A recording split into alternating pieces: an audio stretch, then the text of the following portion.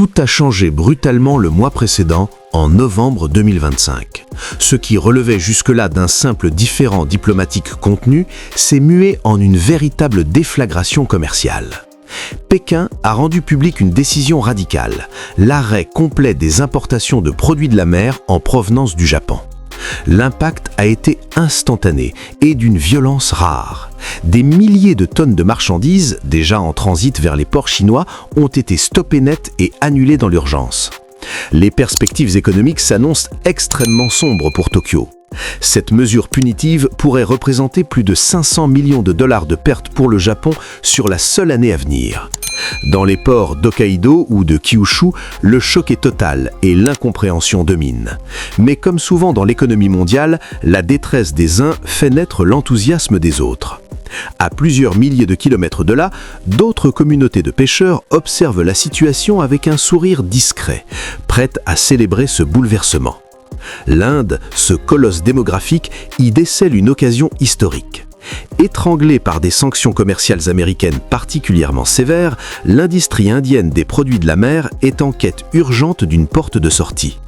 L'objectif affiché de New Delhi est limpide, s'emparer de la part de marché laissée vacante par le Japon en Chine.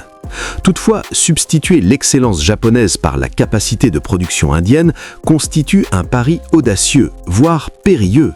La question centrale demeure, la Chine acceptera-t-elle ce changement radical d'offre ? Pour mesurer l'audace indienne, il faut d'abord prendre du recul et regarder une carte. Souvent caricaturée à travers des images de trains surchargés ou de gastronomie relevée, l'Inde est en réalité une puissance maritime largement sous-estimée. Imaginez une péninsule immense bordée par l'océan sur 3 façades avec un littoral s'étendant sur plus de 7500 km. Le pays repose sur des eaux tropicales chaudes parmi les plus riches en biodiversité au monde. À l'ouest s'étend la mer d'Arabie, caractérisée par une forte salinité idéale pour les grandes espèces commerciales.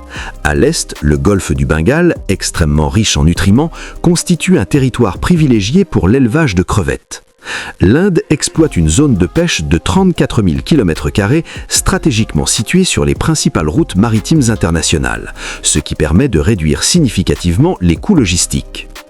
S'appuyant sur cet avantage naturel, le gouvernement indien a, au cours de la dernière décennie, investi massivement dans le secteur. Des milliards de dollars ont été injectés dans la modernisation des ports de pêche, le développement de fermes aquacoles géantes, la mise en place de chaînes du froid et la construction d'usines de transformation. Les résultats ne se sont pas fait attendre. En 2024, l'Inde a exporté 1,7 million de tonnes de produits de la mer, générant 7,4 milliards de dollars de revenus. Le produit vedette du pays est la crevette vanamé, une crevette à chair blanche. À elle seule, cette espèce représente 70% de la valeur totale des exportations indiennes. Jusqu'à récemment, le système fonctionnait sans accroc. Les crevettes quittant la mer d'Arabie traversaient la Méditerranée puis l'Atlantique avant d'atteindre, après 25 jours de transport, les assiettes américaines. Les États-Unis absorbaient près de la moitié de la production indienne, soit 47% en 2024. Washington était le client dominant, le socle sur lequel reposait toute l'industrie. Mais ce pilier s'est soudainement effondré, laissant l'Inde avec des entrepôts saturés et une urgence vitale, trouver un nouveau débouché. Si l'Inde se retrouve soudainement dans une situation aussi critique, la cause principale se trouve à Washington. Pendant des années, l'ensemble du modèle économique indien reposait sur une réalité simple, l'exportation massive vers les États-Unis. Mais cette architecture fragile s'est brutalement fissurée avec le retour d'une politique protectionniste agressive. L'administration Trump, désireuse de renforcer ses leviers de négociation sur la scène internationale, a choisi de cibler l'Inde avec une précision redoutable. Le calendrier de cette guerre commerciale ne laisse aucune place au doute. Le 31 juillet, un décret exécutif est publié. Il prévoit une taxation de 25% sur la majorité des produits indiens à compter du 7 août. Mais le véritable coup de massue survient le 6 août. Washington annonce une seconde vague de droits de douane, également de 25%, justifiée par un argument géopolitique, la poursuite des importations de pétrole russe par l'Inde, malgré les sanctions internationales en vigueur. Le verdict tombe définitivement le 27 août. Les produits indiens entrant sur le territoire américain sont désormais frappés par un tarif douanier cumulé de 50%. Pour l'industrie indienne, c'est un séisme. Son seul véritable atout face à la concurrence mondiale était son prix extrêmement compétitif. Avec une surtaxe aussi élevée, cet avantage disparaît instantanément. Le filet protectionniste américain a été lancé large, visant en priorité les secteurs à forte intensité de main-d'œuvre et à faible valeur ajoutée. Le textile, le cuir, le mobilier et bien entendu les produits de la mer ont été directement touchés. Les conséquences ont été immédiates. Incapables d'absorber une telle hausse des coûts, de nombreuses usines de transformation ont commencé à fermer les unes après les autres. La crevette surgelée, produit emblématique qui remplissait les congélateurs de géants de la distribution comme Walmart, a été la première victime. Dès l'entrée en vigueur des nouvelles taxes, les clients américains ont annulé leurs commandes en masse. Les projets d'exportation à moyen et long terme ont été suspendus, plongeant toute la filière dans l'incertitude. Les chiffres publiés en octobre traduisent la violence du choc. Les exportations indiennes de produits de la mer vers les États-Unis ont chuté de 9% par rapport à l'année précédente. Derrière ce pourcentage se cache une réalité bien plus brutale. Des millions d'emplois, des pêcheurs aux ouvriers chargés de l'emballage, sont devenus précaires presque du jour au lendemain. Face à cette situation explosive, le gouvernement indien a dû réagir dans l'urgence. Un plan de sauvetage de 5 milliards de dollars a été débloqué afin de soutenir les secteurs exportateurs les plus exposés, notamment le textile et la pêche. Mais à New Delhi, personne n'est dupe. Ces aides ne peuvent être qu'un pansement temporaire. Aucune économie ne peut subventionner indéfiniment une industrie structurellement fragilisée. L'Inde se retrouve ainsi dos au mur. Les stocks s'accumulent, les entrepôts débordent et son principal client vient de lui fermer brutalement la porte. Il devient impératif de trouver un nouveau marché capable d'absorber des volumes gigantesques. Et sur l'échiquier mondial, un seul pays semble disposer d'un appétit suffisant pour remplacer les États-Unis, la Chine. Sur le papier, le raisonnement indien paraît solide. La Chine représente un marché colossal de 1,4 milliard de consommateurs et occupe la place de deuxième plus grand importateur mondial de produits de la mer. Malgré une aquaculture domestique très développée, la demande chinoise progresse plus rapidement que sa production.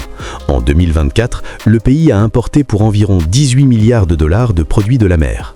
Dans cet immense banquet, le Japon occupait jusqu'alors une position stratégique, celle du fournisseur haut de gamme. Avant son bannissement, les exportations japonaises vers la Chine continentale se maintenaient autour de 560 millions de dollars par an. Mais ce chiffre masque une réalité essentielle, le Japon ne vendait pas des produits ordinaires, il exportait de l'excellence. Coquilles Saint-Jacques d'Hokkaido, concombres de mer, oursins, thon rouge, ces produits alimentaient les restaurants japonais de luxe ainsi que les foyers d'une classe moyenne chinoise en pleine ascension. Pour le consommateur chinois, le label Made in Japan était synonyme de qualité sashimi, d'une fraîcheur irréprochable permettant une consommation crue en toute confiance. Tout s'est arrêté brutalement en novembre 2025. À la suite d'une série de déclarations jugées déplacées par Pékin, le gouvernement chinois a décrété un arrêt total des importations japonaises. La sanction a été immédiate. Quelques jours plus tard, 4 tonnes de produits de la mer japonais fraîchement débarqués ont été refoulées à la frontière et l'ensemble des contrats en cours a été annulé. Un vide soudain s'est créé sur le marché chinois. C'est précisément cet espace que les exportateurs indiens ont cru pouvoir occuper. Ils ont pensé pouvoir s'engouffrer dans la brèche et remplacer le Japon disparu. Mais très rapidement, leurs ambitions ont été refroidies par une réalité implacable, l'Inde ne jouait tout simplement pas dans la même catégorie. Le problème auquel l'Inde s'est heurtée est avant tout structurel. Le Japon exportait vers la Chine des produits à très forte valeur ajoutée, où l'origine, la traçabilité et la réputation sont déterminantes. L'Inde, de son côté, expédie principalement de la crevette surgelée à chair blanche, un produit standardisé destiné à la consommation de masse.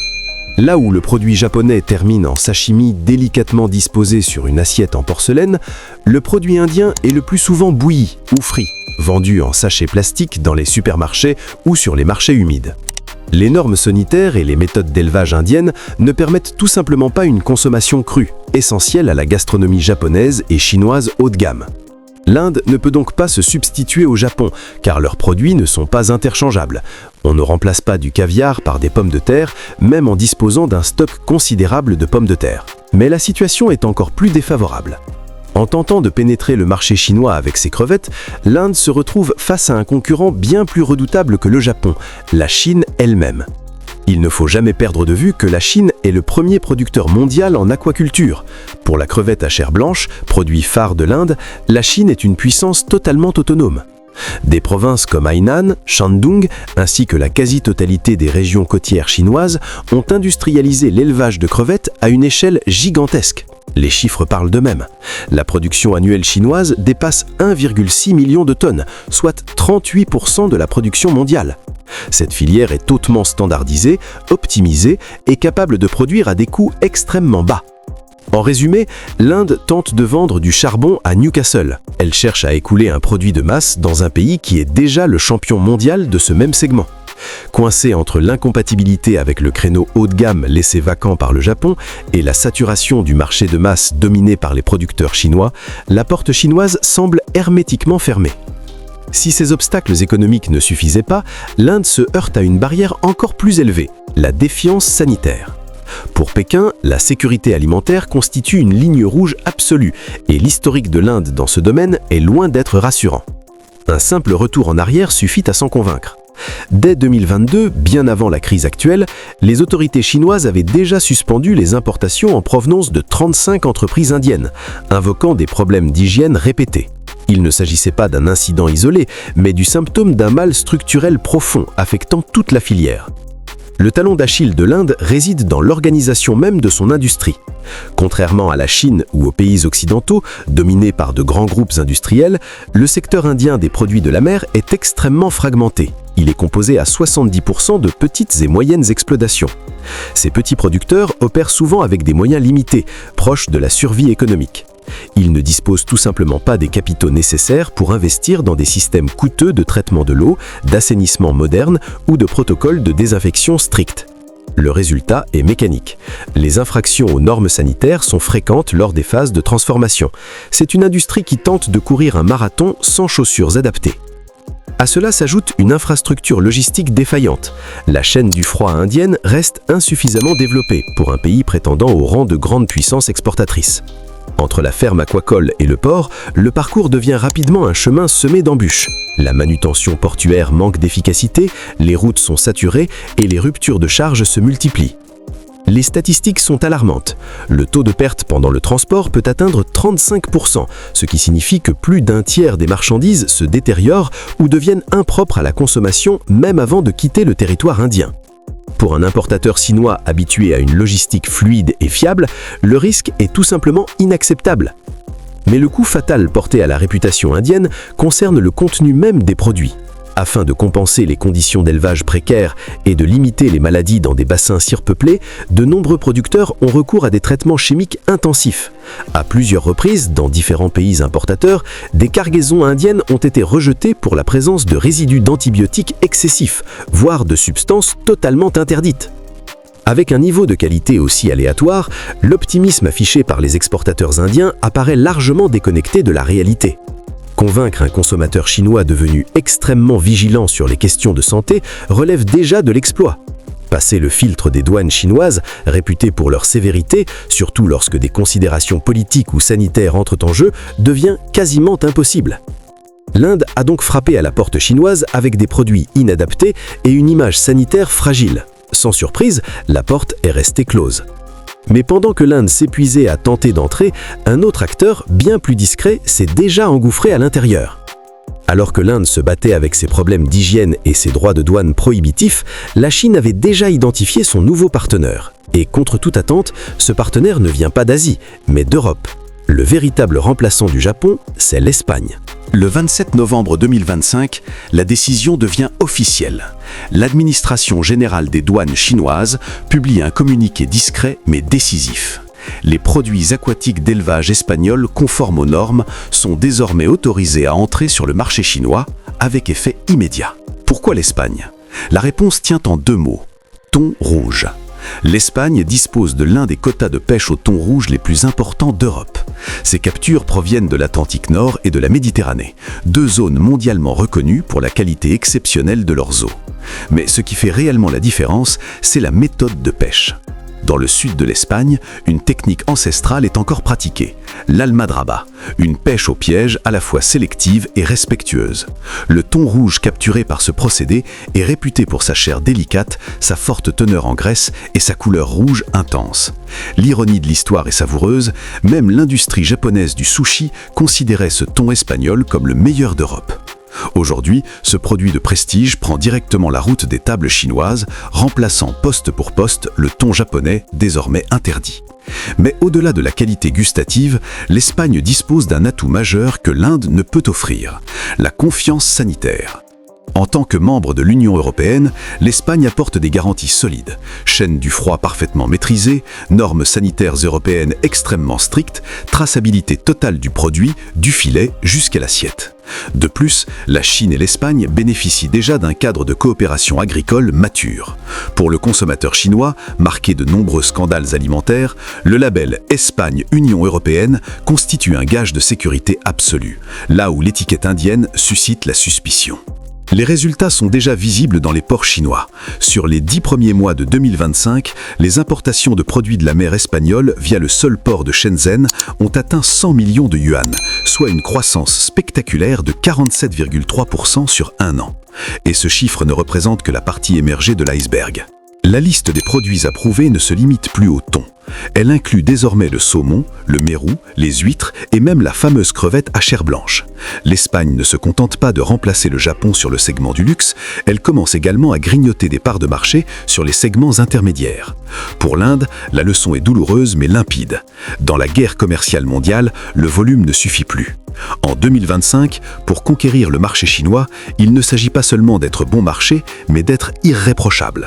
L'Inde reste sur le quai avec ses stocks invendus et ses ambitions brisées par des réalités sanitaires et logistiques implacables.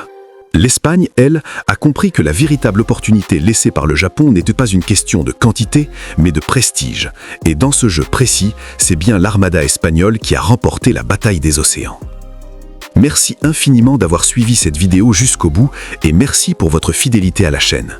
Si ce contenu vous a plu et vous a aidé à mieux comprendre les enjeux économiques et géopolitiques actuels, n'hésitez pas à vous abonner si ce n'est pas encore fait.